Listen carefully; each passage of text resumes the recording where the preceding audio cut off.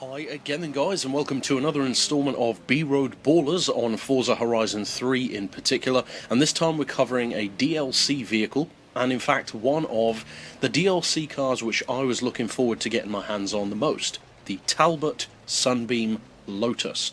Not necessarily a car that would get most people excited, but definitely it does for me. Because this car is a vehicle which I immediately fell in love with when I saw it in a car book when I was about 11 or 12 years old. I loved the fact that it could hit 60 in about 7.5 seconds from only a 150 horsepower engine. That seemed fantastic, especially for an older car. And it was of course used in rallying, it had handling and performance developed by the masters of such things, Lotus, and it's relatively unassuming to look at.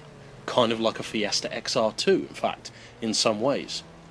It's basically a perfect all-round sleeper package. It's got rally ability, but at the same time doesn't necessarily look like a threat, and that can be something in your favour when you're going up against people, for instance, in online races. But the question is, how does it compare to other hatches, and more importantly than that, is it actually worth getting the DLC for? Well, with a price tag of technically 25 grand, but of course you get it for free with the DLC, it's a good start. That's a good price, and it's only in the D class. It can also be tuned all the way up to S2, which is a pretty amazing broad range of potential which this car has. But how does it compare to other hatches in more specific ways? Well, let's break it down and find out. First of all, as always, we have the handling, and for the handling on the Talbot Sunbeam Lotus, I'm going to give it a 4. Now you might be expecting me to give it a full 5, given that it's rally bred, it's small, it's a classic hot hatch, and generally speaking that's a good combination. In the case of this Talbot though, the rear-wheel drive makes it a little bit awkward sometimes for off-road use, especially on uphill sections where it loses power, loses grip and loses performance very, very easily. After all, you've only got 150 horsepower to be working with in the first place.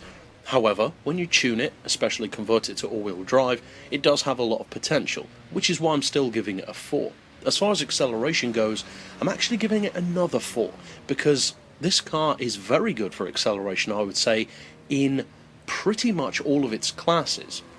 Especially in the lower ones though, D, C and B, you can get some really great launch and low-end acceleration out of this car, especially with all-wheel drive. And of course in the higher echelons of performance you're going to struggle a little bit more, but still the acceleration is more than good enough.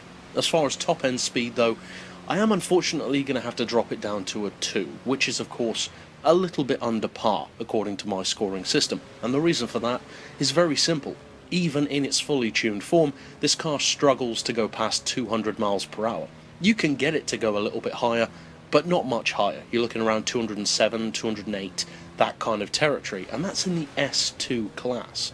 That's quite simply not quick enough to be competitive on any kind of track with top-end requirements.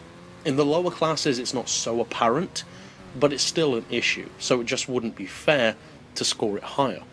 And of course it would also set unrealistic expectations for potential buyers. As far as value for money goes, I'm going to give it a 4, and under usual circumstances I would give it a full 5, because for 25 grand with a massive range of potential, it would be easily a full 5.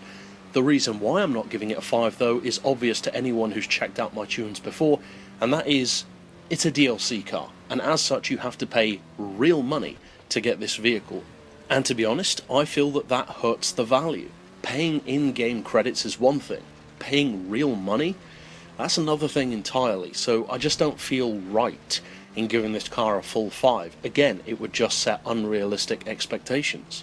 And finally, as far as the usability which it has, well for that I am giving it a full 5, because it's brilliant for its multi-class value. For 25 grand you've got D, C, B, A, and even the S classes if you want to try and push it. But as an overall tabulation of all 5 categories put together for this particular car, I'm giving it a score of 76. And that's it overall for this particular pick. I'll see you guys next time, and as always, thanks for watching.